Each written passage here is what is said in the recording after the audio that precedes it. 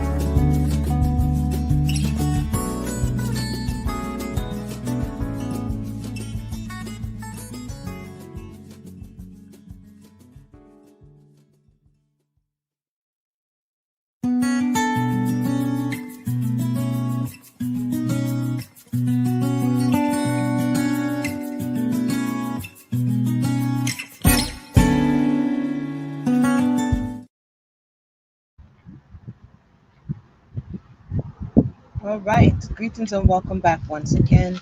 This is Imuna. I pray everybody is doing well. I'm going to try not to put my whole finger in the iPad camera like I saw in the other video. But if you've just joined us, welcome to the channel. You don't know, I said I was going to try not to, right? It's difficult. Um, like, subscribe, share, do all that nice stuff. Let me put this up here. I wanted to touch on some topics that I said I intentionally over a long time. I started off talking, then I stopped, and I kind of sprinkle it in. But as time goes on, I see that more of these type of conversations are needed. So here I am.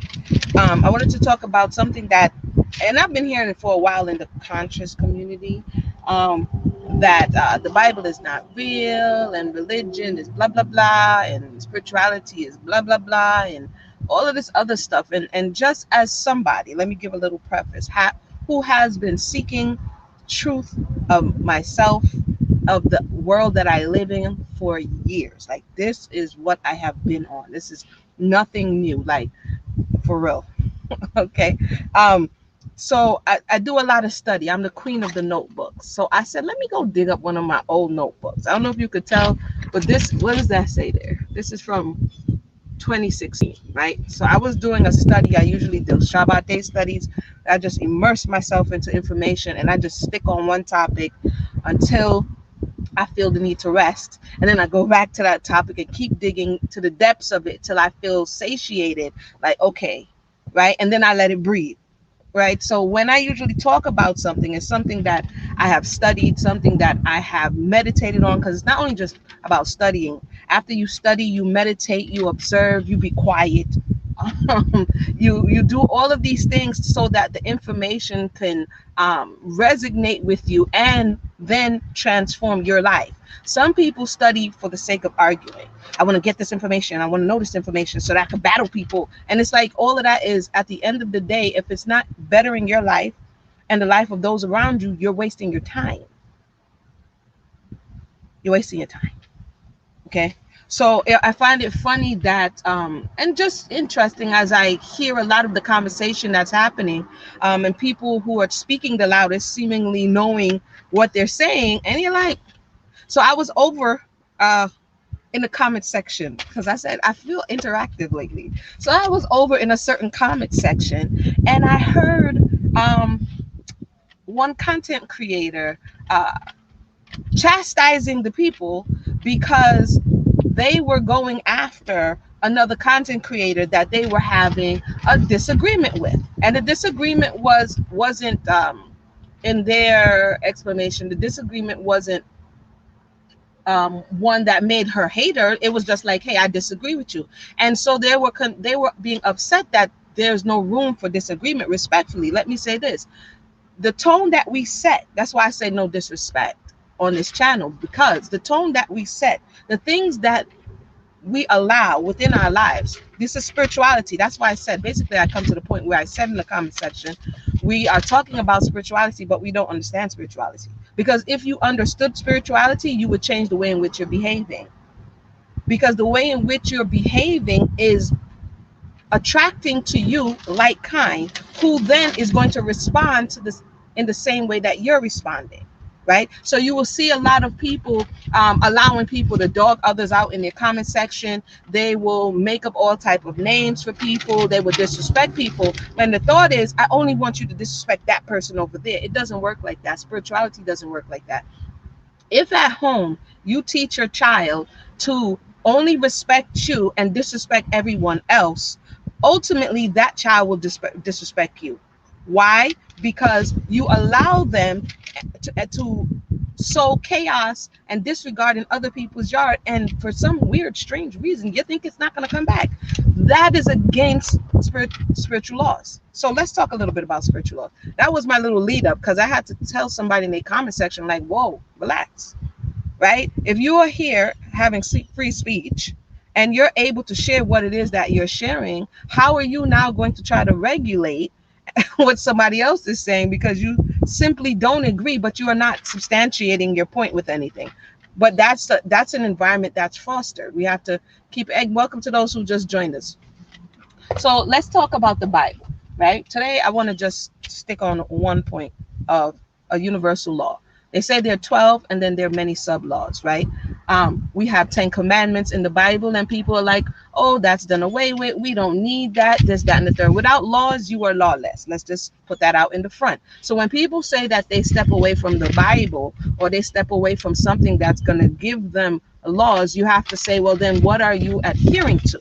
And some will say, I'm spiritual, I'm adhering to spiritual oneness. Now, let's see whether or not the Bible is giving you laws that are contrary to universal laws. So I wanted to go into the Shema really quickly. If you're not familiar with it, it's in the book of Deuteronomy.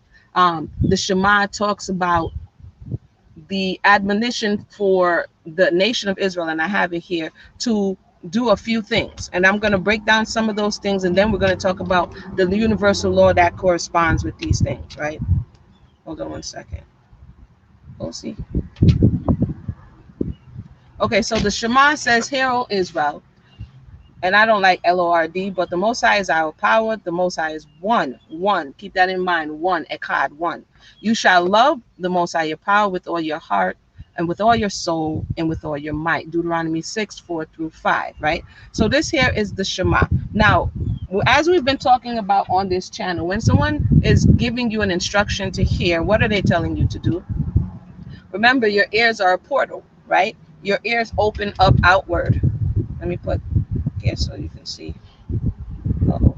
Your ears open up outwards, right? So it's saying for you to receive something. That means you need to be in a feminine energy, because feminine energy is receptive. Let me take it off while I'm talking about this part right here. Feminine energy is receptive. Your ears point inwards. Your ears is a conduit to your soul, right? So whatever is about to be said to you, you have to actively be listening. You have to be in a feminine energy to receive the words that are coming to you. Yeah? Okay. So that's here. We're going to break it down very, very small. So if your ears are closed, if your ears are closed and you're no longer interested in hearing, everything else is about to be a mute point. It's not going to work for you. So if you were in the church, if you were in wherever you were in your organized religion, wherever you were adhering to, even if you were in school, wherever it is that you're supposed to be learning and doing, if you weren't active listening to be able to ingest the information and then apply it, then it's not going to work for you. There's a lot of things that we've done that people will swear blind don't work. It didn't work for you because there were some elements missing, or it didn't work for me because there were some elements to that were missing. Okay? So it's giving an instruction to listen, to be in a level of feminine energy, because you have to first receive before you can do. Okay, now it's telling you to listen to who? Or listen about what? Like somebody say, hey, listen, you're going to be like, okay, who's talking and what are they talking about? And that's going to determine whether or not you want to listen. I turned on my live. Somebody's going to say, read the title. Who's talking? Amuna's talking. What is she talking about? Either I want to hear that or I don't want to hear that. That's how we work every day, right?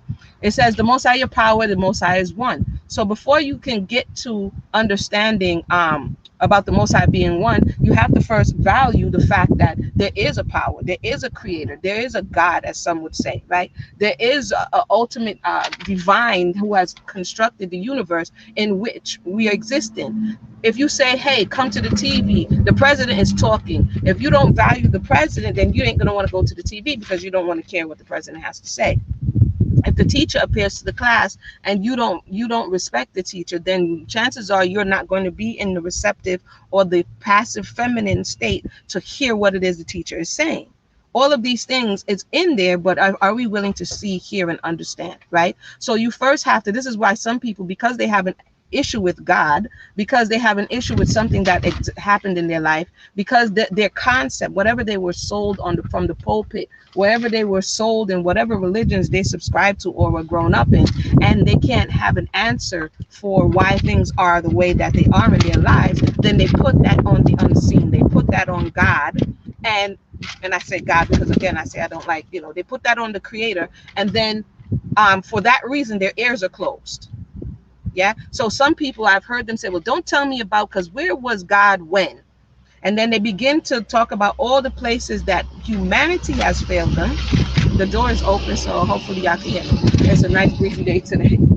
All the places that humanity has failed them, their parents have failed them, the school system has failed them, society has failed them. And instead of holding those people accountable, they ask, where is God? And because God did not come and intervene, they don't want to hear any instruction. Okay? Or if it's you, you don't want to hear any instruction. So we have to be in a active feminine space to be able to receive the information. You have to be able to value who and what is giving the information or giving instruction, and then you begin to understand is one. What does that mean? Right? Some people will say that the creator is, there isn't this multi faceted deity or Godhead. There isn't a pantheon of deities. People could go into all of these theological areas. But if we look at the divine one law of oneness, everything is one. There is an ecosystem of all things. And when they come together, we make one. Right? In whatever way we interface with one another. If you don't understand that in some way, shape, or form, we are all one, we share something in common, you will do something. You will begin to break commandments like not loving your neighbor, like doing all the things you do. Why? Because you don't spiritually understand that your energy, your effort, your thoughts, whatever it is, it affects another. And in the same way, others affect you because we are one. It's all in the first line of the Shema. Hold on, sorry. Let me drink some water. Let's go into the second. You shall love the Most High your power. All these things need defining. Here you have the Greek concept of love. You have agape, filial, all these different types of love. What is the concept of love in the Hebraic thought process? And is this a universal concept? What does that look like? That would be a conversation for another day. But it's giving you a directive. Now that you're in your feminine, now that you're receiving information, now that you have identified that you revere or you respect or you honor who is speaking about what is being spoken about, then you can go into the next part of the conversation, which is what now you're supposed to do. There's something that is being asked of you to love, right? With what? All your heart, with all your soul, and with all your might. That is the triune being that is within you, right? With all your heart, with all your soul, and with all your might. Your body, your strength, your mind. Your heart is also in Hebrew, the word for heart is also lev, right? So it's all these parts of you that came together to give you this human existence. Your spirit came into your body and made you a living soul, right? That's the breath of life that makes you a living soul. I don't know how many people have seen. I had the sobering opportunity to see one of my children born who did not yet take the breath. If you see your child born, you're waiting, you're holding your breath to wait for them to take their first breath, right? And so you will begin to understand that and the body is just limp when somebody is not breathing. And when that breath comes in, the body animates. That person becomes a living soul. So the command is that the creator is one, and with all of you becoming one, your mind, your body, and your soul becoming one, you are supposed to acknowledge the oneness of the creator and love. Now, later on in the text, it goes on to show you how and why, but what I wanted to point out is just this understanding of oneness. And how, when that understanding breaks, for instance, your mind wants to do something, but your heart is somewhere else. There's a lot of people in corporate America. There's a lot of people in relationships. There's a lot of people in situations that their mind is there, but their soul is somewhere else. This is why you see them leave certain careers and want to go pursue their passions, because their heart is somewhere else. Yeah. And so the thought process is that to get all of these things in alignment so that you can focus your energies and get that which you are looking for to manifest. Myself included, a lot of us have a thought that we have in our mind, or our heart is set on something, but we have contrary thoughts.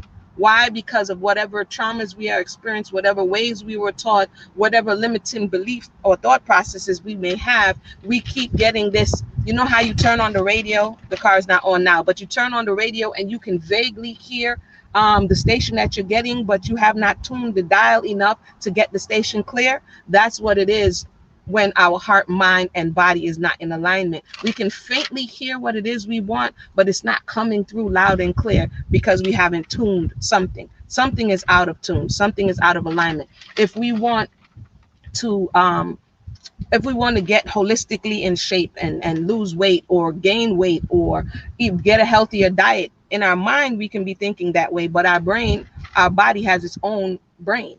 Yeah, our body has its own brain. So we may want to do something, we may say yes, this is the thing for us to do, and our body is like, forget that, go get that bonbon.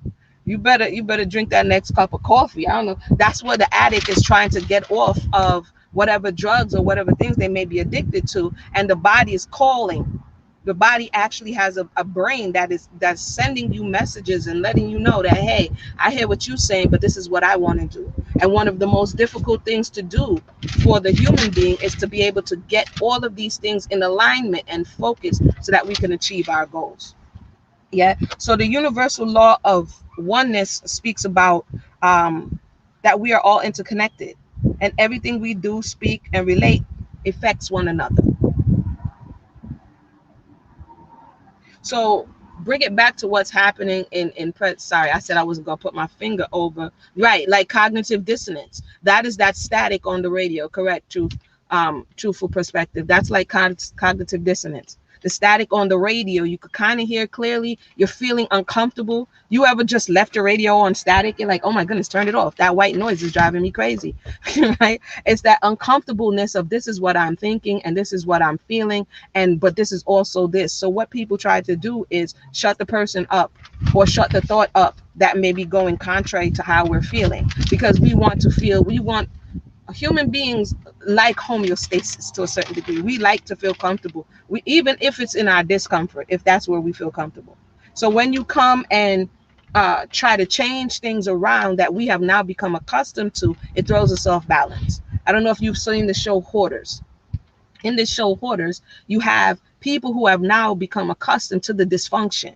So when someone comes, and even though it's dysfunctional, even though it's dirty and nasty, even though things are all over the place, the person who's coming to help to rearrange those things so that there's order and cleanliness, usually the people are like resisting. They're having like mental breakdowns because they have to begin to let something go, because you can't want something to be clean and orderly and not want to get rid of errant thought, errant doctrine, errant behavior at the same time. It doesn't work. It creates this dissonance. And in that show, you see a lot of people like, I can't do it anymore. Turn the cameras off. I can't go. You know what I mean? You're like, what in the world is wrong with you people?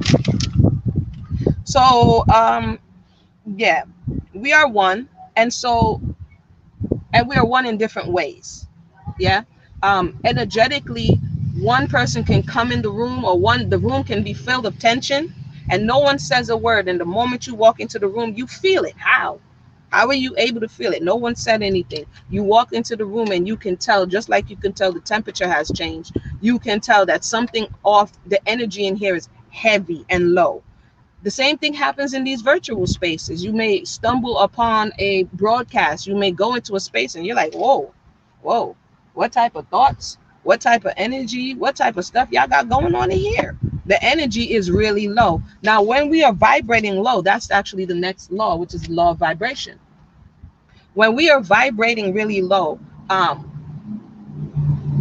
what happens is we attract other people who are vibrating really low, and it intensifies, it increases it exponentially in the room, where this low vibration is able to, like a vacuum, suck in more and more people and energy and kind of feed off of that. So when you wake up every day and you're in this state, eventually it's going to begin to suck the life out of you. This is why even when I was doing the Left Project, I had to take a long break, because even though it was important to go through this information of what happened in trauma, it can become very taxing on the spirit to continue to have to look at all this hurt and pain day after day after day. And for this reason, we see a lot of people have this slave movie fatigue, or have the fatigue of talking about it, because it takes too much energy to process it. One of the movies that did that to me is When They See Us. I know I'm maybe a bit empathic, but when I watched that movie took me out for like a couple of days. Well, that movie took me out because it was just so taxing on the spirit that I had to, because I'm aware of my levels, I'm like, whoa, I got to go and take a break here.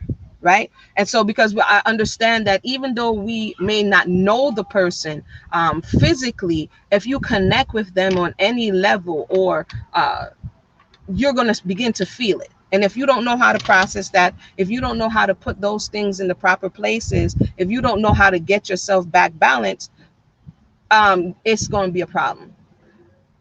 And what's going on, Sadika? That's why you didn't watch the movie. Yeah, that movie, India says the same thing. That movie right there took me out. Like, I'm just like, I need a moment. I need many, many, many moments because of the injustice, because of the imbalance, because of the blatant, just everything about it. But that's the reality that we are living in, right? So to a certain degree I can understand, and to another degree we have to begin to prepare ourselves to go through these very uncomfortable spaces so we can come out on the other side. So this, again, the Shema, for those who've just joined us, the Shema requires certain things. So let's talk about, is the Bible real? If you came to the Bible or your religion or Christianity because your parents made you, because your grandfather was a deacon, or because you grew up in the church, chances are you weren't in a passive, not all, but many weren't in a passive, feminine, accepting energy. Sometimes people went there through resistance because somebody was making you go there, right? So when somebody makes you do something, you're going to react differently than when you desire to do it for yourself. I didn't grow up being made to go to church. I'm just going to be honest. I wasn't. My parents gave me an awareness because they started their spiritual journey earlier than when I was born. So they didn't force anything upon us. I am the one, as I grew, to say, hey, I want to know what they're talking about over there. Can you imagine an 8 or 9 year old saying, hey, or a 14 or 15-year-old saying, hey, drop me off over there. Let me go up in there and see what they're talking about. That was me. I wanted to know what they were talking about. I wanted to know. I wanted to know about the Bible. I wanted to know about the Creator. I would ask questions. This has always been me. So I have a different experience about what people are talking about as it relates to religion, as it relates to the Bible, than others. So this is also something to take into consideration when we're having this conversation about the Bible. If you go to it already saying that it doesn't work, guess what? It doesn't work for you. It doesn't mean that it is not true. It doesn't mean that it's not valid. It just means that it doesn't or has not worked for you because of the way that you have approached it or the way that it has been taught. Now, yes, to say that the Bible has not been used to oppress people for millennia, you can't say that, because it has. It has been used to oppress. It has been used to hold back. It has been used to exploit. It has been used as a weapon. Yeah. There are other things that have been used. Keep in mind, I said have been used, right? There are other things that has been used in a certain way. That doesn't mean the thing in itself is inherently bad. It means that the way that you have used it has made it, given it that thought process. I thought about before I came on it. So like I said, that was me also. I always drawn to truth, even as a child. Yeah, that was my situation. And see, I vibrate with that energy because that was my situation. So I can understand when other people are like, I was made to do X, Y, and Z, but I wasn't made to do that. I was really trying to understand what this whole thing was about from a very early age. Now, the way that we use things, and I'm not going to stay too long, but the way that we use things determines how other people see it, right? So, for instance, when I was younger, they used to give us something we call washout. It was really Senapod, right? Senna, Senna, the things that are usually in laxatives, but they would give us the raw Senna pads, throw the tea on it, and when that thing cool off, it's bitter. It's really, really bitter, and it's supposed to cleanse your system. So when we were going to school as children, we would get that every school year to wash us out, to cleanse us. The senna in itself wasn't inherently bad. The perception that we had about the senna was what we termed and deemed as negative and bad, right? Because to us, this thing is about to have me held up in the bathroom. This thing is about to this thing is about to hurt my stomach. This thing tastes really bitter. But the senna, as you grow and you reassess and you're no longer in a childlike mindset, you realize that even though it was unpleasant, even though it was undesirable, the end result was good. right? Which means that there's a lot of people in today in space and time, because our parents made us do something. Now that we have the chance and the opportunity, we don't want to do it anymore, even though that thing they made us do was for our own benefit. And that's how a lot of people are dealing with this church situation. I'm not telling y'all to go to church and give the pastor all your money. Oh, look, all the ducks that are passing. I look to the left. How many she have? Where she came from? Where did they come from? I'm sorry, you guys. Y'all know how it is. I like nature. Look, I can't turn the camera about them, but look at how many little babies you have. About 7 of them. Nature is cool, peoples. Nature is cool. She just popped out of the like just started waddling out of nowhere. Anyway, I'm sorry. I'm back. Let me see how many she have. She have about 7 of them. Okay. What was I saying? Yeah, so some people will come to, they felt it was restriction. They felt it was holding them back. In many places it was. If you was in there from sun up to sundown, if you had to hear the preacher, you had to hear him doing that all day. You had to see the hypocrisy. Understandable when your critical thinking and your faculties kick in and you saw that what they were saying wasn't what they were doing. I can understand why people want to distance themselves from the church or from organized religion because of what they're seeing. But that doesn't mean that the actual information wasn't beneficial. It was the misapplication of that information that was beneficial. It's in the same way that I don't see how many people running around and talking about, the rope is evil. The way the rope was used is evil. But when you come in a time where you're going to need a rope to secure something, like one day I was moving a rack. I got a rack and I was trying to bring it to the shop, and I needed something to secure it, right? So I didn't have a rope, which historically was used for very nefarious purposes. But in this situation, the rope is what it is, a rope, and it's used to secure something. That is the same way in which the people are viewing the Bible. Because such and such used it for X, Y, and Z, that means I don't like such and such. That means I'm going to distance myself. There are many things within the Bible, and I spoke about it before, and I realized that it was being broken up a little bit. So I reiterate it here.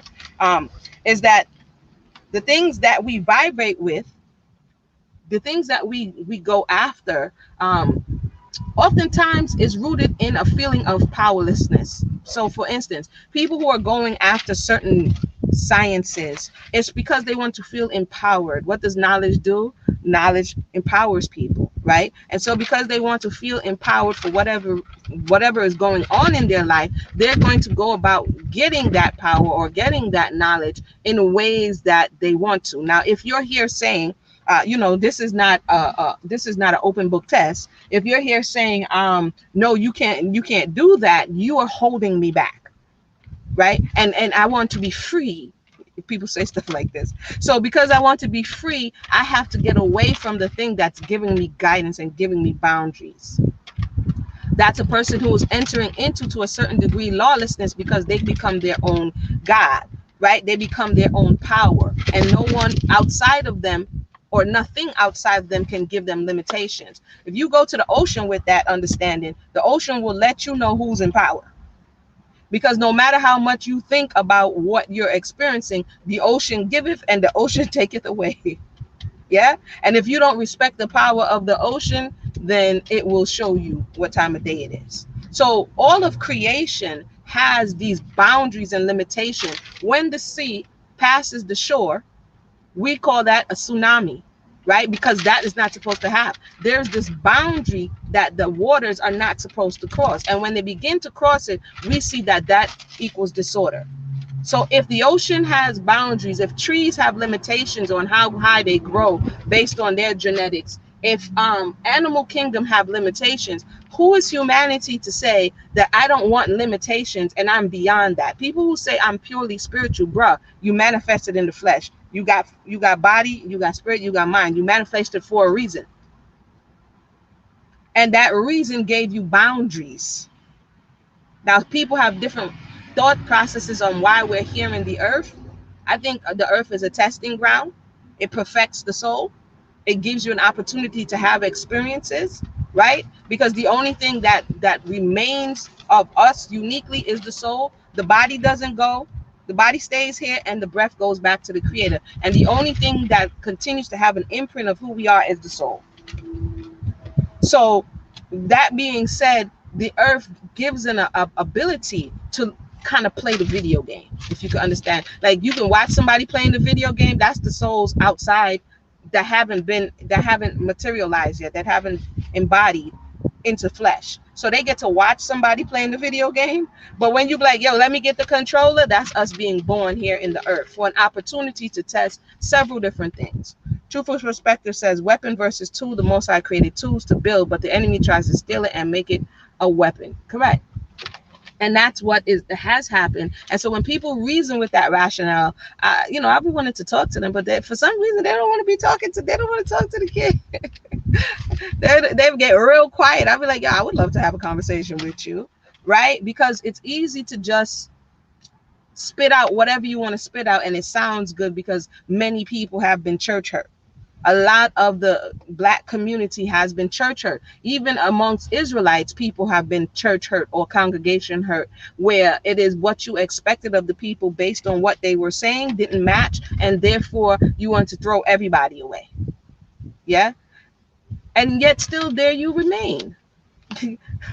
So you haven't really, if you haven't worked on yourself, if you haven't realized that we are all in this classroom trying to make the way to wherever we're going, we're still in that kind of infantile mind that we expect everyone else to manifest that which we haven't learned to do as yet. So that's the divine law of oneness. We see it reflected in the Shema of vibration. We have conversations like misery loves company. That's talking about vibration. Somebody is on this low energy, so they attract other people on low energy. And just because we see a lot of low energy all in one space doesn't mean it's a good thing. Especially on these type of social media platforms, we see a lot of people in one space and we think that's a good thing. And if you click on the space and you realize, like, wait a minute, this is off, then you realize that the people who are there are vibrating on that same thing. And if you don't want that to be your reality, then you may not want to subscribe more. Let me see here. I'm not going to go too far.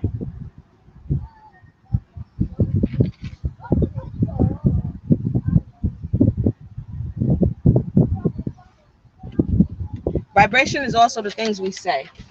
This is why even in this, if I turned off my thing like this, if I turned it off, you see that that's coming off of the soul therapy sign. That is the sound wave being illustrated visually so we can understand that it's vibrating, right? It's vibrating, it's moving, it's going up and down. When you get in the recording studio and you use stuff like Pro Tools, or you record and you look at your voice, you can see the ebbs and flow of the voice. You can see dark murmurings. You can see all of those things in sound waves. So it's not hooky spooky. You have some, even Israelites and Christians, like, oh my goodness, vibrations and energy is hooky spooky. You don't say that when they cut your light off at your house. When they cut your light off, that's energy. You don't say that energy is hooky spooky. When you turn your light on, when you turn your cell phone on, that's not hooky spooky. So it's like when we come to when it benefits us in the physical realm, we're all like, yeah, that's right. But when we cannot yet see it or it hasn't materialized, we get spooked out by that. And I understand. But as we continue to grow in this journey, understanding that not everything that materializes is good, and not everything that we can't see is bad. And conversely, the same is true. So just because you cannot see the energy, the way in which people are able to harness solar power or harness hydro power, you didn't see it at first. But they created things, they created contraptions and technology to be able to convert the energy that is unseen into something that you can see and something that is tangible, something that is going to be able to allow you to turn on your light switch and it comes on.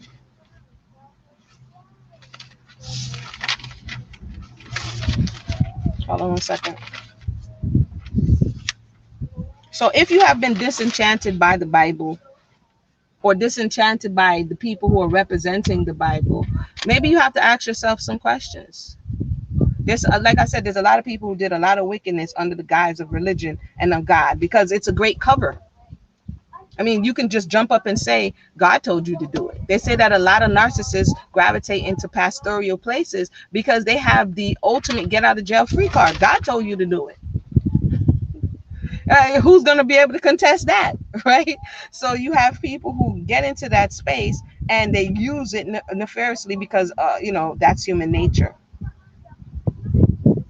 So back to vibration again. Speaking is vibration. Thinking gives off a vibration and energy. This is why when we go into a room, if we don't even know what the persons are saying and they're thinking negative energy, it makes the room. But if you go into a high energy, high vibrational, this like going into a concert hall. They did a lot of studies about this group think and how it affects people when they're in these large crowds, because the energy is intensified, like at a stadium or at a concert or wherever the energy is intensified, then the people are worked up into this euphoric state. We see this with some of the Hindus and some of the some of the places where they start beating the drums or they start singing and they start wailing, and the people energetically, because the energy is getting high, you work up until you don't even know what happened to yourself. You see it in church where people just start what are they doing? Those are chords, right? Because the piano is a harpsichord, which is a harp that's turned down. So the original piano is really a string instrument that now they turn kind of into a percussion, right? So, and what does it do? It hits the key and then it vibrates and it makes you feel something. So if you want a slow song, we see it here on YouTube, relaxation music. If you click on one of these relaxation music videos, what's playing? More than likely what's playing in the relaxation music videos are pianos, or some type of flute music. Flute has to do with wind, and piano has to do with percussion or the strings. And what did they call David to do? To play the harp, because that vibration affected the soul of Saul, who was troubled. So when people jump out and be like, that's not in the Bible, it is in the Bible, but how much of it do we really understand? How much of it do we really want to understand? So that's kind of what I want to share. I'm not going to make this long. How much minutes have been? 43 minutes. I'm gonna wind down. Let me know if you have any questions or comments. I did it again. I put my finger over the thing. If you have any questions or comments, feel free to share at this time. And if not, then we're gonna go ahead and wind down. Let me know if you appreciated the conversation. If you come and catch this on the replay, drop it in the comment box below. And if you're hearing a lot of this oftentimes in and around you, just consider who's saying it. Ask them, begin to, if you can, why are you saying this? Usually you're going to hear some type of trauma. You're going to hear some type of uncertainty. You're going to hear some type of double-mindedness. You're going to hear some type of, I didn't necessarily get what I wanted. It's not necessarily working for me. I don't want to be in structure. Right? The person wants to be free flying and do whatever they want to do. And some don't want to be held accountable. So if you don't want to be held accountable, then you have to remove all of the boundaries. You have to move all of the laws. Right? There's other places. There's people who, I've heard people say some crazy stuff. I'm like, well, what part was the Bible was that? And yes, it went through a lot of hands. We have to admit, to be honest, it has gone through a lot of hands. But truth cannot be destroyed. You can try to hide it, you can try to bury it, but it will rise to the top. So you have to take the time to move through the information for yourself in a very childlike manner, in the sense of clearing your mind of what you thought you knew about what it's saying to a certain degree, and allow yourself, because there's a lot of people who the text won't even open up for. They can't get through it. They fall asleep when they try to read it. It doesn't make sense. It's not permeating the mind. There's a block on the mind. And so when there's a block on the mind, because they're not able to go in there and get what they need, then they just throw it all away. I can't be bothered, right? And then other things that look attractive and appealing, like going into these spiritual sciences to try to get your understanding, it feels more appealing because it's more immediate. If they don't have to wait for an answer, they can go and ask today, pay the person some money, and the person pops up and starts telling you either what you want to hear or what you don't want to hear. Right? And usually that person is still looking for some spiritual direction and guidance, but they're going about it in the wrong way.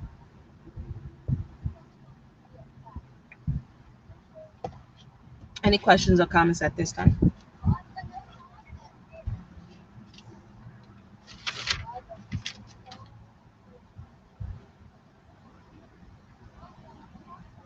And to truth be told, we're living in a bit of a lawless world right now, where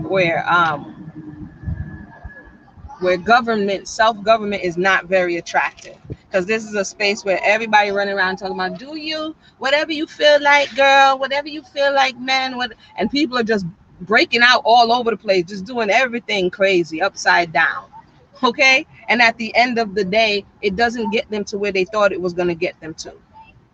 And then they get into depression, and they get into these thoughts, and they get into self-defeating behavior, right? Inflicting harm onto themselves.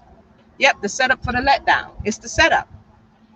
And we have to be aware and cognizant enough to know that we are being set up. The church, right now, the church, oftentimes, a lot of these mega churches and bigger churches, they are not setting you up. I'm telling y'all the story real quick. So I was in New York, right? Like I said, nobody forced me to go to church. I was in my 20s, and I was in Brooklyn. And I used to go to this church that shall remain nameless, but it's one of the biggest mega churches. There's 2 mega churches in Brooklyn. This one was on Flatlands. You do the math. Okay. So I was going to this church, and it's a true story. So I guess I'll end on the true story.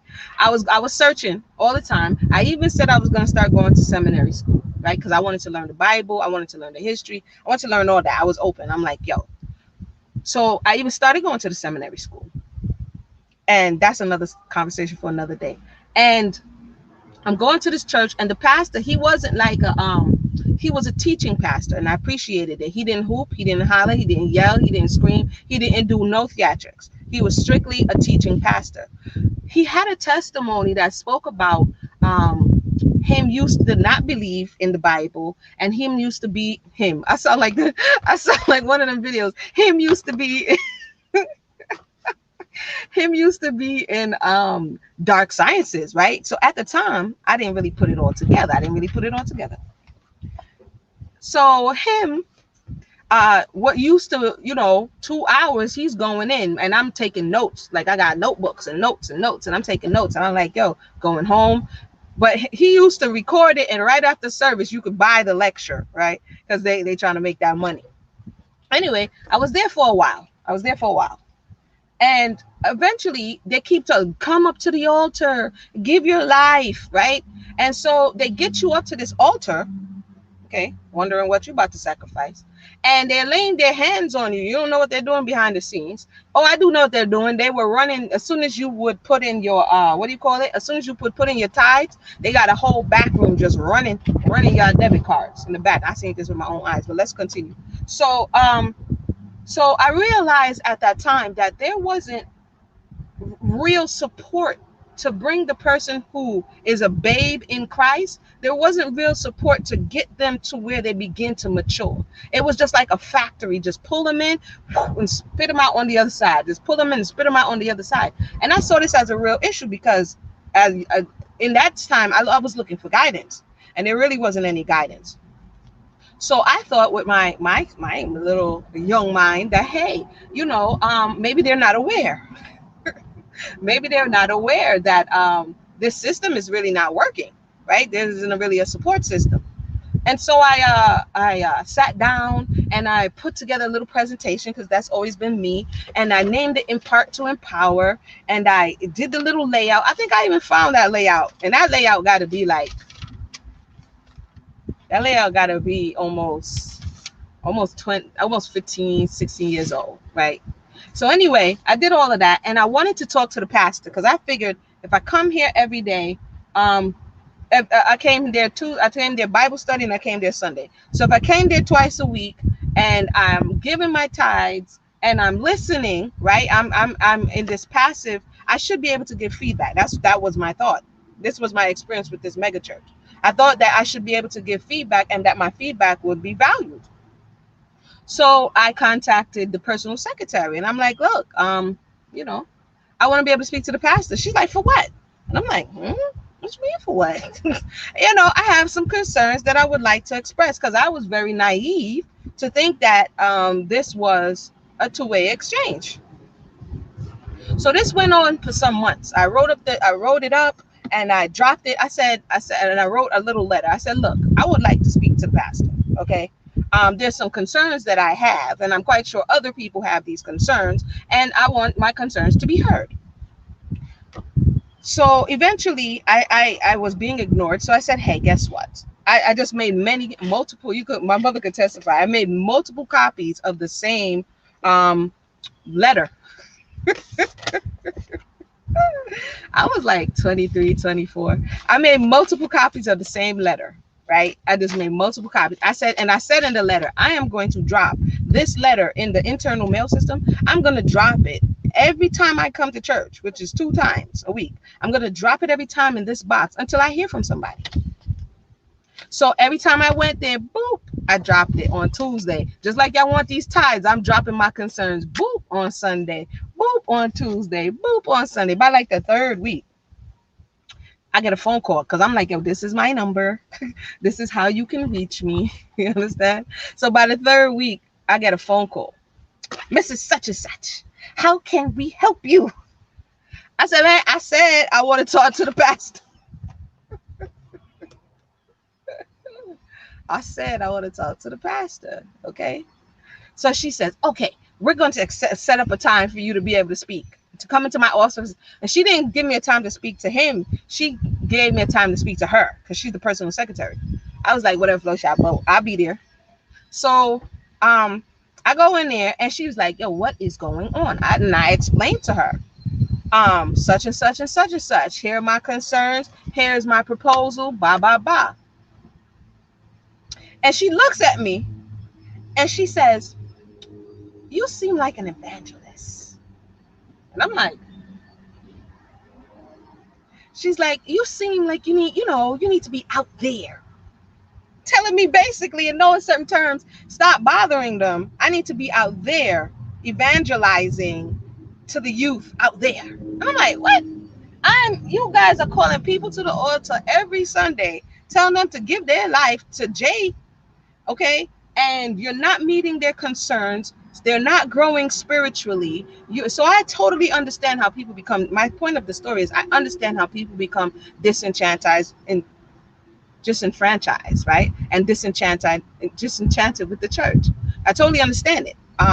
Because my whole understanding, my whole faith wasn't in the church. I was going to see and observe. I didn't take it necessarily like, oh, woe is me, this is the end. It was more like the beginning. And so I went there a couple more times because I was still in seminary. I was taking a layman's course.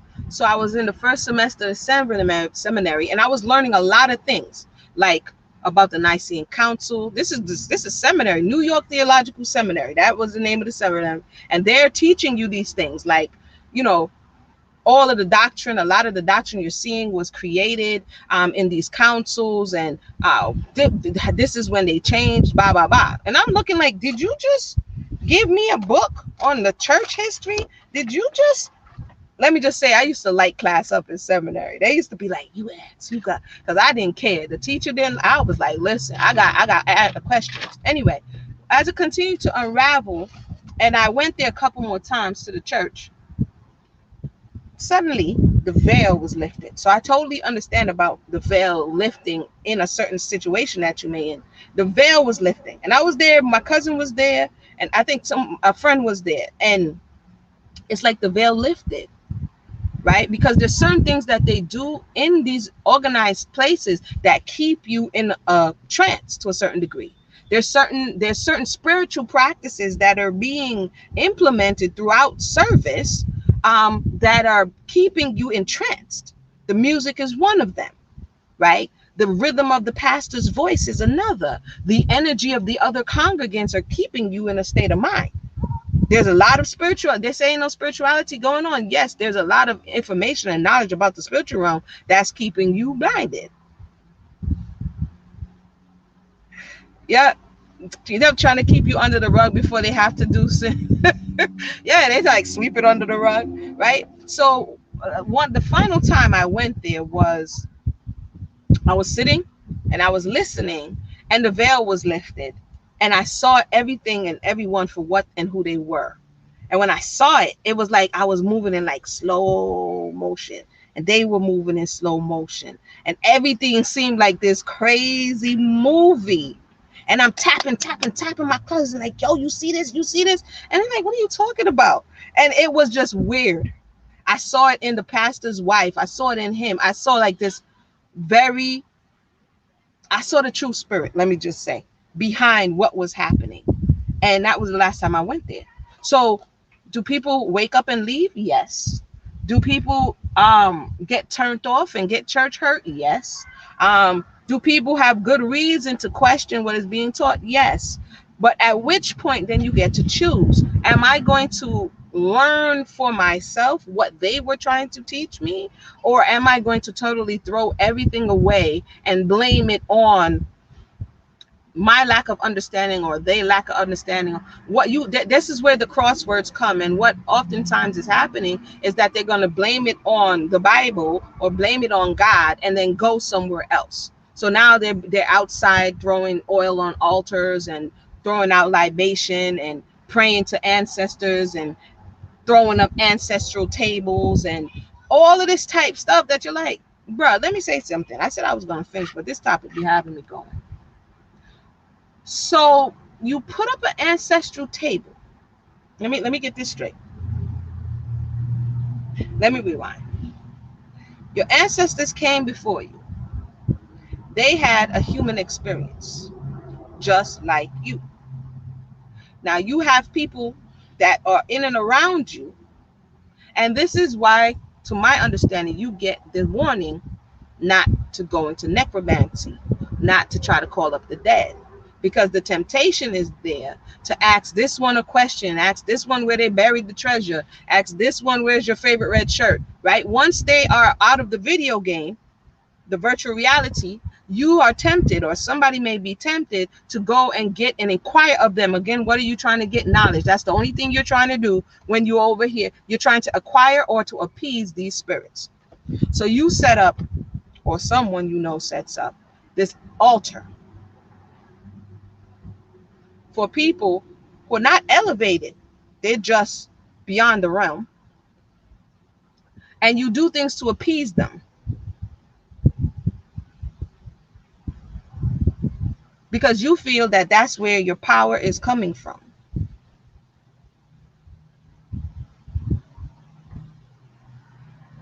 And you continue to call upon them who are not your creators. They were just in your lineage, right? These people are not your creators in the sense of being your creator. They were in the lineage that helped you to manifest here.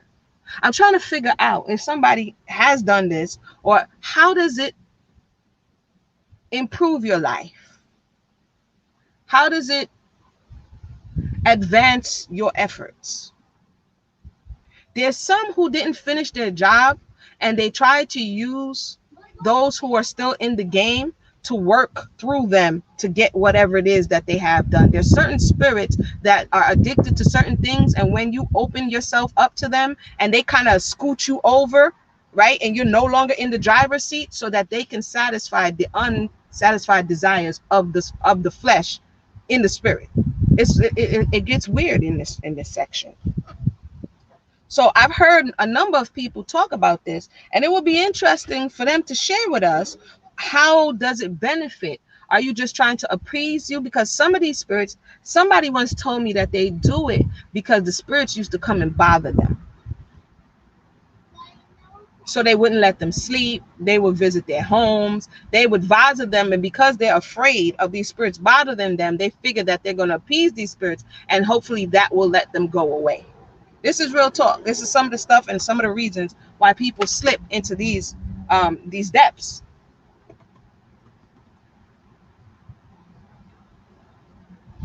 But there's a limit to what it is that we're supposed to do and how it is. There's a reason why the driver's seat only got one seat.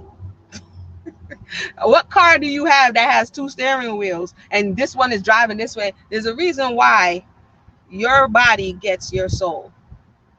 And allowing other people to use your body to deal with the things of their soul becomes problematic.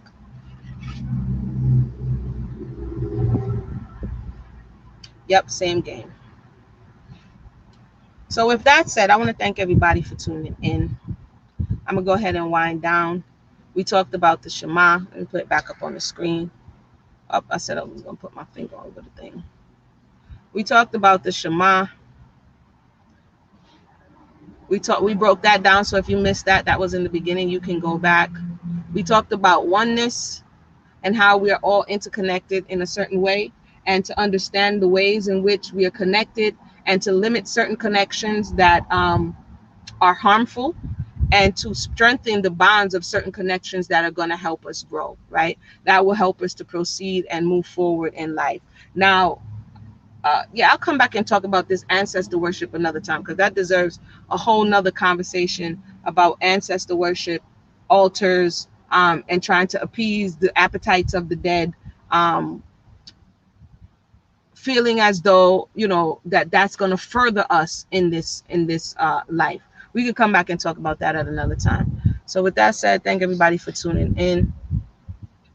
I pray that we have a blessed day, and we continue to grow, and we continue to learn, and we continue to heal, and we continue to love. With that said, blessings.